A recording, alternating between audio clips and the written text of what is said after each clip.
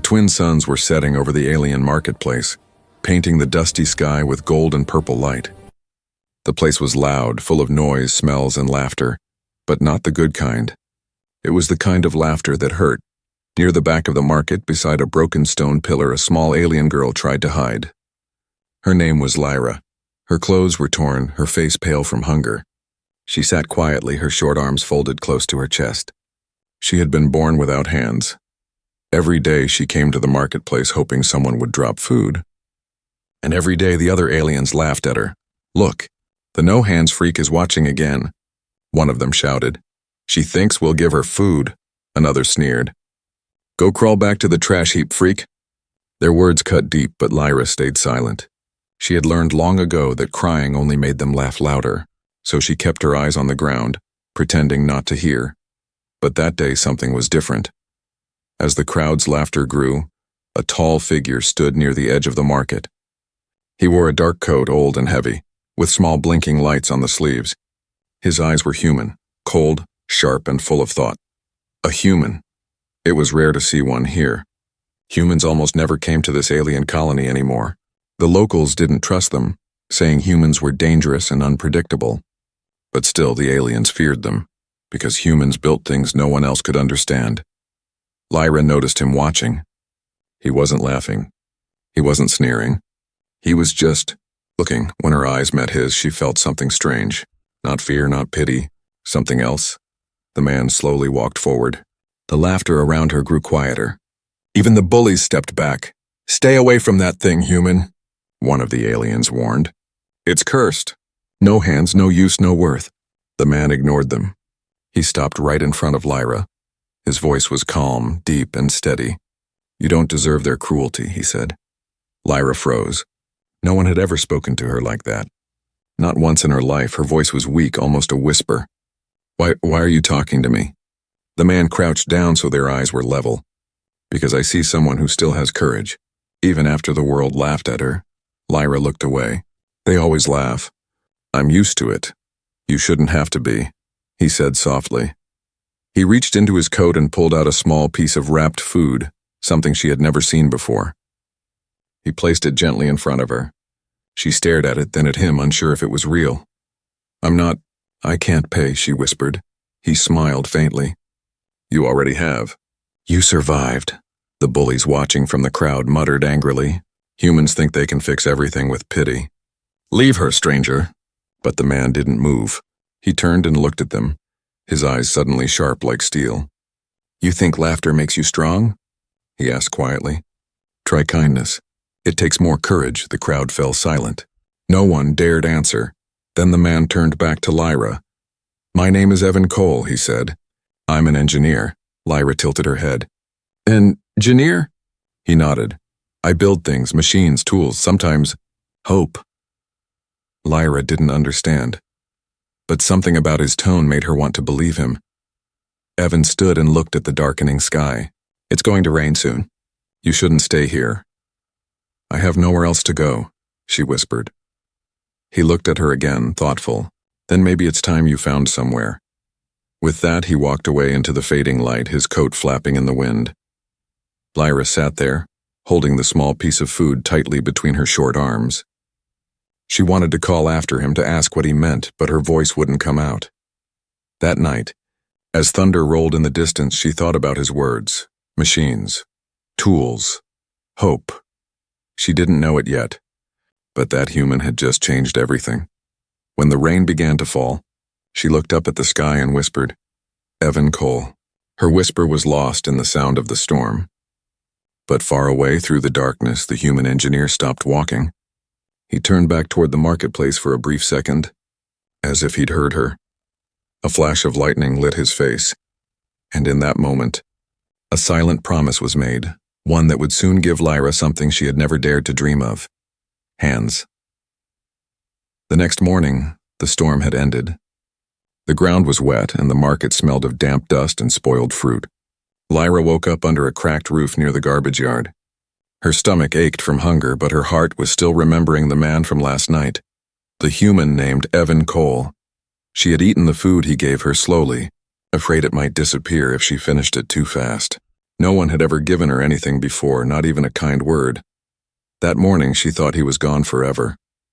But as she wandered near the junk piles behind the market, she saw him again. Evan was standing there beside a broken ship engine. His hands were covered in black grease, his coat lying on the ground. Lyra froze. Should she go closer? What if he didn't remember her? Before she could decide, he turned his head. "You're up early," he said quietly. Lyra stepped forward shyly. I thought you left." "I did," he said, tightening a bolt on the engine. "But this place still needs fixing." She looked at the wrecked machines around them. Piles of metal, wires, and strange parts filled the area. "Are these yours?" He smiled. "Not yet. But maybe they can be something new." Lyra didn't fully understand, but she felt something warm inside her chest when he said that. Evan wiped his hands and looked at her arms. "Can I ask you something, Lyra?" She nodded slowly. "Were you born like this?" Her voice cracked a little. "As my mother said, the stars forgot to finish me." He frowned softly. "The stars didn't forget you, Lyra. They just waited for the right hands to help." Lyra tilted her head. "What do you mean?" Evan didn't answer right away.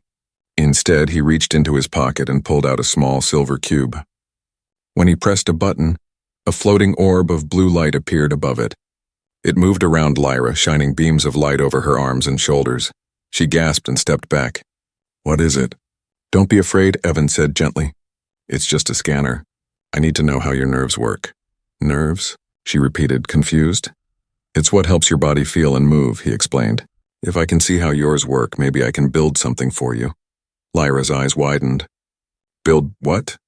He looked straight into her eyes and said, "Hands."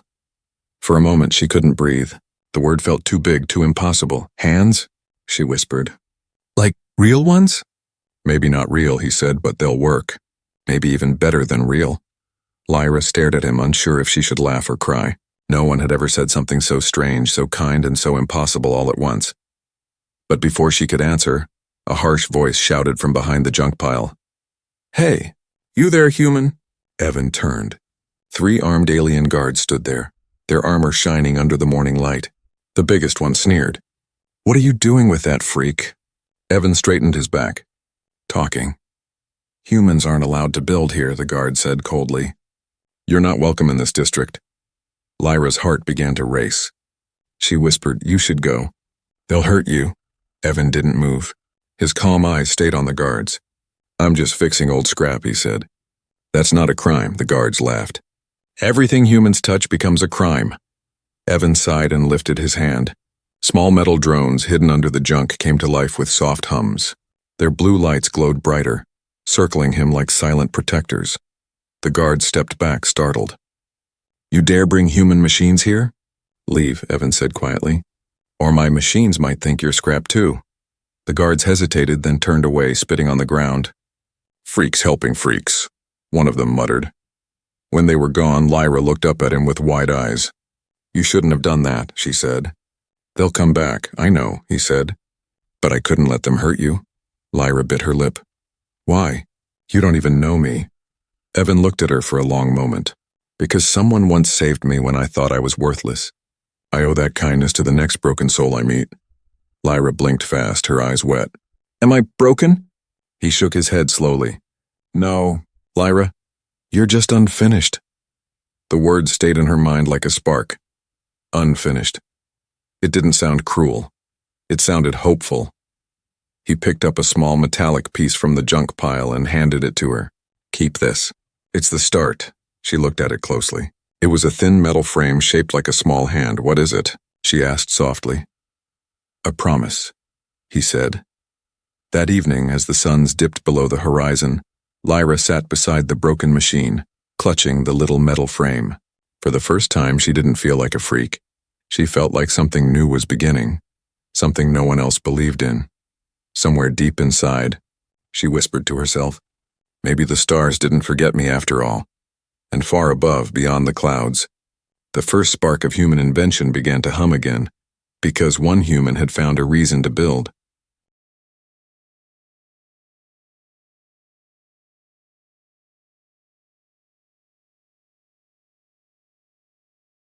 The days passed quietly, and Lyra began to visit Evan's workshop every morning.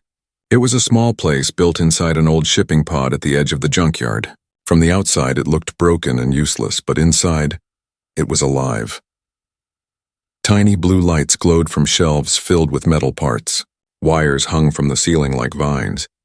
Machines hummed softly, each one working on something mysterious. The air smelled like burnt metal and oil, but to Lyra it smelled like hope. Evan worked all day. His hands moved quickly, building strange shapes from pieces of scrap. Sometimes he forgot to eat. Sometimes he didn't speak for hours. But every time Lyra came, he looked up, smiled faintly, and said the same thing. Ready to learn something new? At first, Lyra only watched. She couldn't touch anything. But Evan made her feel included. He would ask her to tell him which light was brighter, which screw fit better, or which piece of metal looked stronger. Slowly, she began to understand. He taught her about circuits, power cores, and energy cells.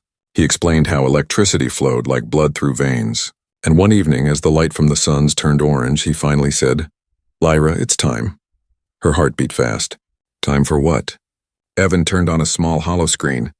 It showed a glowing 3D model of 2 arms, sleek, silver, and beautiful. "These," he said softly. "They're yours," Lyra gasped. She stared at the image. The hands looked delicate, almost human, but with faint blue lines running through them like light veins. "Are they real?" she whispered. "They will be," Evan said. "I built the structure, but they still need to connect with your body." "That's the hardest part," Lyra blinked. "Will it hurt?" Evan hesitated. "A little. But pain means life is returning." She smiled faintly.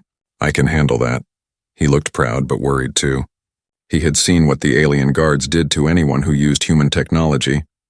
If they found out he was building mechanical limbs, both of them could be arrested or worse. That night while they worked, strange noises echoed outside. Heavy boots, voices. Evan stopped moving and placed a finger on his lips. "Hide," he whispered. Lyra quickly crawled under a workbench.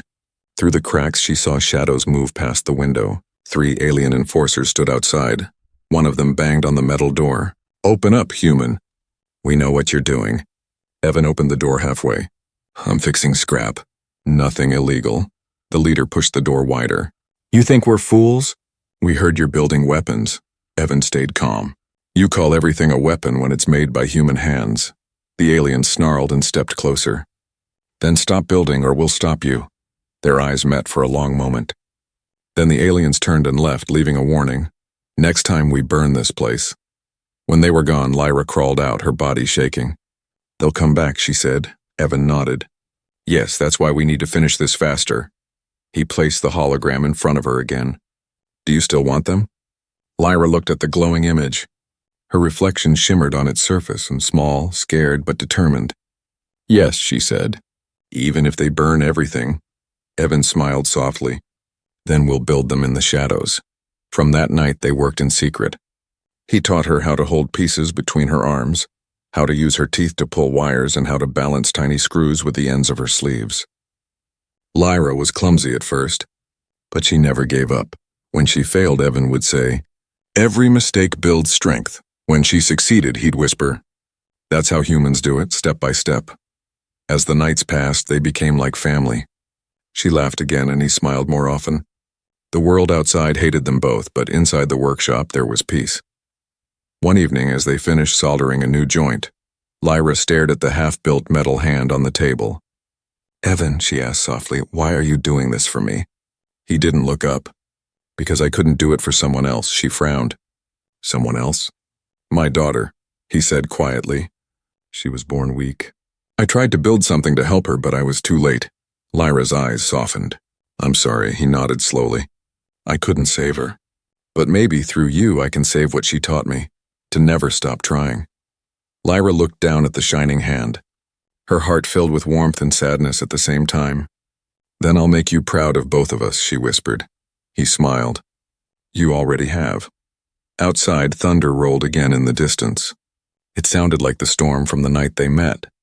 But this time it didn't feel frightening. This time, it felt like the sound of something new being born. Something strong, something human, something alive. And as the first drop of rain hit the roof, the half-built hand on the table twitched, as if it could already feel the world waiting for it. The next few weeks changed everything. The old shipping pod that once looked empty now glowed like a small sun at night. Inside, sparks flew, wires hissed, and the air hummed with life. Evan and Lyra worked side by side every day, their hands, his real and hers imagined, building a dream. Evan had built many machines before, but none felt like this. Every screw, every bolt, every spark carried a meaning. Lyra wasn't just a project. She was hope itself, proof that even broken things could rise again. Lyra learned faster than anyone Evan had ever trained. Though she had no hands, she found clever ways to help. She used her elbows to press buttons, her teeth to hold tiny tools, and her feet to push pedals. When she dropped something, she didn't cry anymore. She only smiled and said, "Let's try again." One night, while working on the joints for the metal fingers, Lyra whispered, "Do you think they'll really work?" Evan looked up from the glowing table. "They won't just work," he said softly. "They'll live." Lyra blinked. "Machines don't live," he smiled faintly. "They do when made with love." Lyra didn't fully understand, but her heart felt warm. She stared at the small silver arm on the table, still missing its outer shell. It looked fragile and beautiful, like the wing of a bird that hadn't learned to fly yet. Outside, the city lights flickered. Rumors about Evan's secret workshop had started spreading. Whispers of a human engineer building forbidden things reached the local leaders. But Evan ignored the danger. Every night, he told Lyra, "We build until the dawn. That's when hope shines brightest." One morning, when the suns rose, Lyra stood at the doorway looking at her reflection in a cracked mirror. For the first time, she didn't just see a broken alien. She saw a girl covered in grease and courage. Behind her, Evan said, "You look like an engineer now." She laughed softly, "But I still don't have hands." "You will," he said, tightening a screw. "Sometimes we have to see the dream before we touch it." That evening, the work reached its hardest stage. Evan connected the power cells that would give life to the prosthetic arms. The energy core glowed blue, sending waves of light across the room. Lyra watched with wide eyes. "Hold still," he said. "The power link has to match your heartbeat." "My heartbeat?" she asked. "Yes. Machines can copy movement, but only life gives rhythm." He pressed a device gently against her shoulder, where her arm ended. A thin cable ran from her body to the glowing metal frame. The connection sparked once, then twice. Lyra gasped as warmth ran through her body. It's like fire," she whispered. "That's energy," Evan said. "You're feeling power for the first time." She smiled shakily. "It's beautiful." But just as the connection began stabilizing, an alarm went off. A red light blinked on Evan's console. "What's wrong?" she asked. Evan's face grew serious. "They found us," he ran to the window. In the distance, a patrol ship hovered above the junkyard, its searchlight sweeping the area. "They're scanning for energy surges," he said. Our work lit up their sensors. Lyra's heart pounded. "What do we do?" Evan turned off all lights and machines. The workshop fell into darkness. Only the faint blue glow of her unfinished arms lit the room. "Hide these," he said urgently, pushing the metal limbs into a small storage box. "They can't find them." Lyra obeyed, clumsy but quick. Her short arms struggled, but she managed to slide the box beneath the floor panel. Outside, the sound of engines grew louder. Evan's eyes met hers. "No matter what happens, remember, your hands already exist. They just haven't woken up yet." She wanted to speak, to tell him she was scared, but her throat was dry. The door shook as someone hit it hard. "Open up, human," a voice shouted. "You are under arrest for illegal construction." Evan grabbed a small device from the table and whispered, "If they take me, you run. You hear me? You run and you live." The door burst open. 3 soldiers stormed in, weapons drawn. The room filled with shouts, bright lights, and the smell of smoke. Evan raised his hands. "I was only fixing old machines," the leader sneered.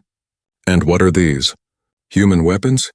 Before Evan could answer, one of the soldiers kicked the box under the floor. The hidden lid cracked open. A faint blue light leaked out. The soldier pulled it out, revealing the shining arms. "What is this?" he hissed. "Who are you building this for?" Lyra couldn't stay silent anymore.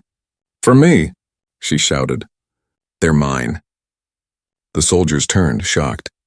Evan stepped in front of her, spreading his arms protectively. "She's a child. She deserves to live." The leader raised his weapon. "She's not your kind, human." "You broke our law." Evan's voice trembled but stayed firm. Then your laws are broken too. Before anyone could react, he slammed a button on his console. A blinding flash filled the room, followed by the sound of metal bursting. When the light faded, the soldiers were gone and the workshop was on fire. Evan lay on the floor, coughing, his coat torn. He looked at Lyra and whispered, "Finish it." "For both of us." Lyra held him tightly, tears falling onto the cold metal floor. "I promise," she said through sobs. Outside, the junkyard burned like a dying star. But in the middle of the flames, inside a small heart that refused to give up, hope was still being built. The night sky was no longer peaceful. It burned red and gold as smoke rose above the junkyard. The storm clouds from the evening mixed with firelight, making it look like the heavens were bleeding. Screams echoed far away, but inside the wrecked workshop, all Lyra could hear was her own heartbeat and the faint, broken voice of Evan Cole. He was lying beside the shattered table, covered in dust and blood. The explosion had torn half the roof away. Rain fell through the cracks, sizzling when it touched the flames. "Evan," Lyra cried, pulling herself toward him. Her arms were weak, but she didn't stop. She used her shoulders and elbows to drag herself closer. He opened his eyes slowly, pain twisting his face. "Lyra, are you hurt?" She shook her head, tears streaming down her cheeks. "No, but you—" He smiled weakly. "Then it's okay." Behind them, a piece of metal fell from the ceiling with a loud crash. The fire was spreading fast, eating through the walls. The machines that once hummed with life were melting one by one. "Evan, we have to go," she shouted. "We can still escape." He coughed, shaking his head. "I can't move." My legs crushed. Lyra looked at his leg. It was trapped under a heavy steel beam. She tried to lift it with her arms, but she had no hands. She pushed, she kicked, she used all her strength, but it didn't move. Frustration filled her chest. "If I had hands, I could save you," she screamed. Evan reached out, his trembling fingers brushing her shoulder. "You will have hands," he whispered. "Just not tonight." His eyes turned to the corner where a small metal box had survived the explosion. The same one that held her arms. "Take them," he said softly. "Don't let them destroy what we made." Lyra hesitated. "I can't leave you here." He smiled again, weaker this time. "You have to. They'll come back, and if they find you, they'll destroy everything we built." "I won't go," she cried. "I promised I'd finish it with you." Evan placed his hand gently on her cheek. His touch was warm despite the cold rain. "Then finish it for me." Lightning flashed outside, followed by a deep roll of thunder. For a brief moment, Lyra saw his face clearly through the flickering light. Tired, hurt, but filled with love and pride. She pressed her forehead against his chest. "I don't want to lose you," he whispered. "You're not losing me. You're continuing me." Then the sound of engines filled the sky. The alien patrol had returned. Their ships hovered above the junkyard, their searchlights cutting through the smoke. "They're coming," Lyra said in fear. "Go," Evan urged. "Take the arms. Take the cube. Run to the old tunnels under the yard. They won't find you there." Lyra's tears mixed with ash. "I'll come back for you," she said. He didn't answer. His eyes were half closed now, his breathing shallow. "Remember, Lyra, your hands will not just touch, they will create."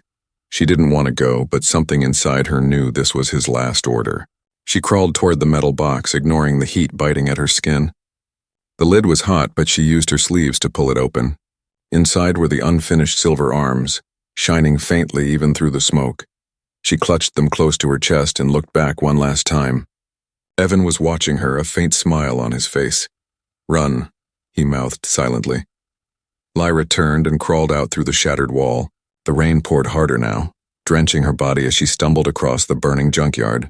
Explosions lit up the ground behind her. When she reached the edge of the yard, she found the entrance to an old tunnel, a dark hole hidden under metal debris. She crawled inside just as a massive blast shook the ground. The world above roared like a dying beast. Lyra fell forward, panting in the darkness. Her chest hurt.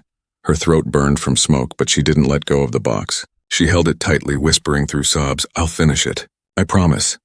Above her, the workshop collapsed completely. The fire consumed everything, but inside the flames, a strange blue light flickered, the remains of Evan's machines still pulsing, as if his spirit refused to die.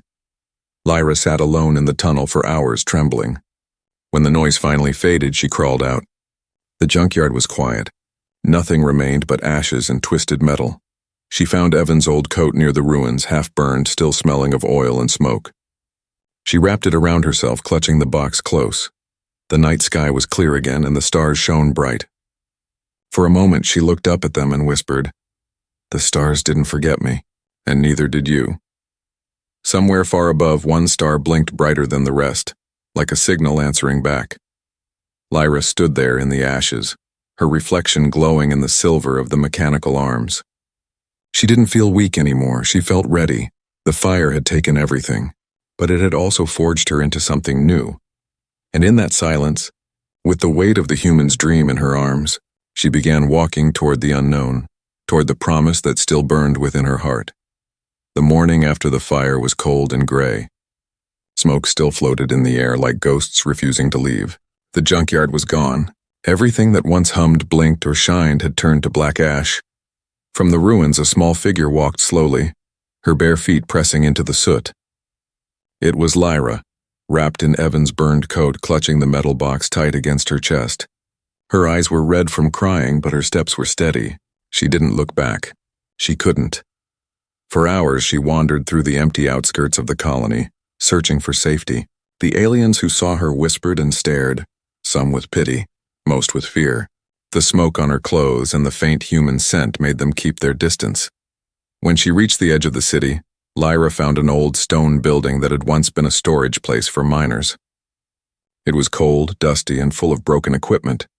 But to her it was a shelter. She sat in a corner and placed the metal box beside her. For a long time she just looked at it. Her reflection shimmered on its silver surface. Her heart thumped fast as she slowly opened the lid. Inside, wrapped in a torn piece of cloth, lay the unfinished mechanical arms. Evan's final work. They glowed faintly, the blue veins still pulsing with life.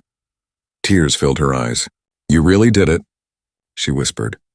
Underneath the arms she found something else, a small black cube with her name carved into it.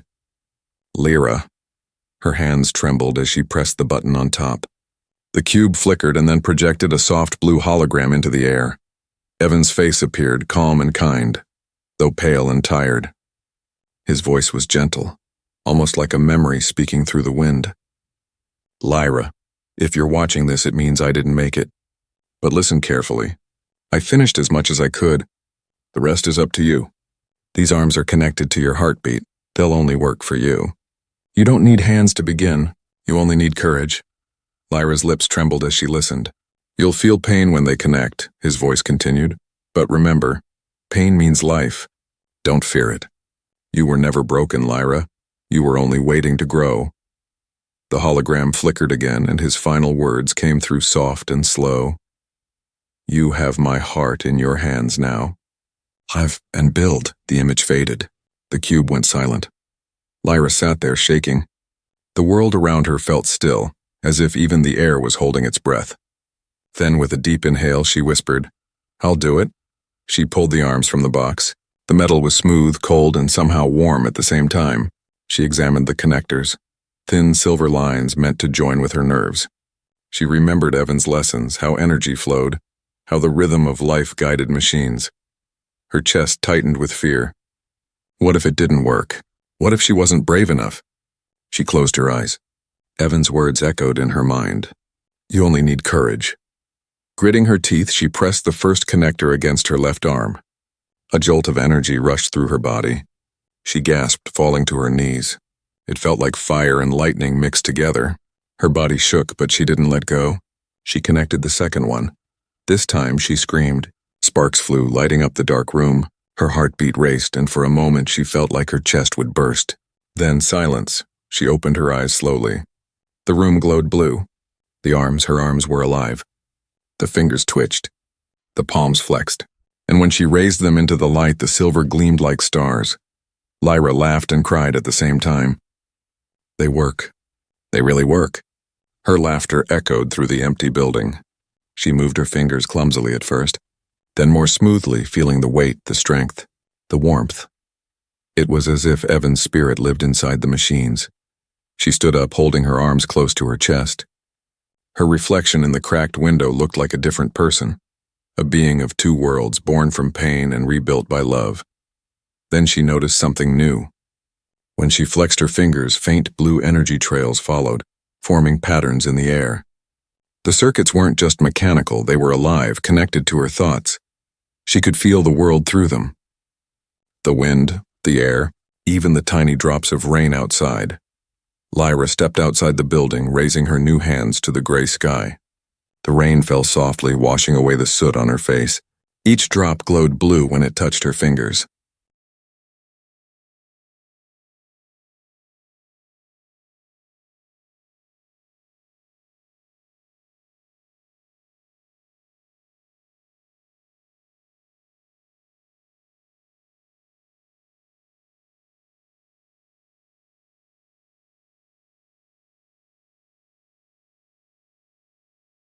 She whispered, "Thank you, Evan. You didn't just give me hands, you gave me life." From somewhere deep in the clouds, a streak of light flashed, like a shooting star passing too close. Lyra smiled. "I know that's you," she murmured. She looked down at her hands again and clenched them into fists. They felt strong, human strong. Then she turned toward the city in the distance where the ones who mocked her lived. Her heart no longer feared them. She had something they could never break, Evan's gift and the will to use it. That night, the no-hands freak disappeared into the shadows, but a legend was about to rise in her place. Months passed. The city moved on. The humans were gone, their machines outlawed, their memory buried under fear. Yet sometimes in the lower districts, people whispered of strange blue lights moving through the ruins at night like ghosts fixing the broken. No one believed the stories. Until one morning, when the sky was still dim and fog hugged the streets, the marketplace filled again with noise. Traders shouted, merchants laughed, and the same cruel voices that once mocked Lyra echoed like before. "Remember the no-hands freak?" One alien chuckled, tossing a fruit in the air. "Probably burned in that human's fire." "Good riddance," another laughed. She was cursed anyway. But their laughter didn't last long, because at the edge of the marketplace, where the light was weakest, a figure appeared, tall, cloaked in a dark coat that moved with the wind. The crowd went quiet. Step by step, the figure walked forward. Boots hit the dusty ground with slow, steady rhythm. When the stranger stopped in the center, the crowd saw her face. It was Lyra. Her eyes glowed faintly blue, like twin stars in the fog. The once smooth stumps of her arms were gone, replaced by shining silver limbs that moved with grace and strength. The same aliens who had laughed before now froze in disbelief. One of them whispered, "It can't be. She's dead." Lyra looked at him calmly. "I was," she said, her voice soft but steady. "Until a human built me new life," the crowd murmured. No one dared step closer. Even the guards nearby stopped moving. The faint hum from her arms filled the air, a sound both alive and powerful. The biggest bully, a green-skinned alien named Rule, finally found his voice. "So the freak returns," he sneered. "What are you now? A half-machine monster?" Lyra tilted her head. "If I am, then I'm the monster that remembers kindness when others forgot it."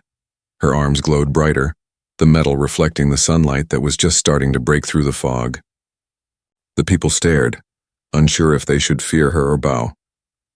Rule stepped forward, trying to regain his pride. "Humans make nothing but trouble," he spat. "Their machines bring death." Lyra raised her hand slowly. The silver fingers spread open and blue energy crackled softly between them, not as a weapon but as light. "No," she said. "Their machines bring hope. It's hearts like yours that turn it into fear." A small alien child near the front of the crowd stared at her with wide eyes. "Miss, do they hurt?" he asked, pointing at her arms. Lyra smiled gently. "Sometimes," she said. "But pain isn't always bad. It reminds you that you're alive," the child smiled back. The crowd began to soften. For the first time they saw not a freak, but a survivor. Then in the distance the sound of sirens echoed. The colony enforcers were coming. Lyra knew they would. Humans were forbidden, and she now carried their mark. A guard shouted, "Seize her! That technology is illegal." Lyra didn't run. She stood tall as the soldiers surrounded her. The marketplace grew silent again, everyone holding their breath. One of the soldiers barked, "Who gave you those arms?" Lyra's voice was calm. "A human named Evan Cole. He gave me hands to build, not to fight, and I'll honor him by using them to help others." The soldier raised his weapon. That name is forbidden. But before he could fire, something incredible happened. A dozen voices rose from the crowd. Then more. The merchants, the workers, the poor, all shouting together, "Leave her alone!" Children stood in front of her. Elders raised their hands. Even Rule, the bully, looked uncertain now, his pride fading under the pressure of so many eyes. Lyra's blue lights flickered brighter, casting soft glow over them all. "You see," she said quietly, "you can destroy machines. You can burn homes. But you can't kill what humans built inside us, hope." The soldiers hesitated. For a long moment, no one moved. Then the officer lowered his weapon slowly. "Get out of here," he muttered. "Before command sees this." Lyra nodded once. "Thank you." She turned to the crowd, her eyes scanning the faces that once mocked her. "Don't remember me as the no-hands freak," she said. "Remember me as the proof that kindness can build what cruelty destroys." And then she walked away. Through the marketplace, through the stunned silence, her silver hands gleaming like light made solid. As she reached the edge of the city, she looked back one last time. The suns were rising, their twin glow reflecting in her metal palms. Lyra raised them toward the sky. "You see, Evan," she whispered, smiling softly. "You built more than arms. You built hope that walks."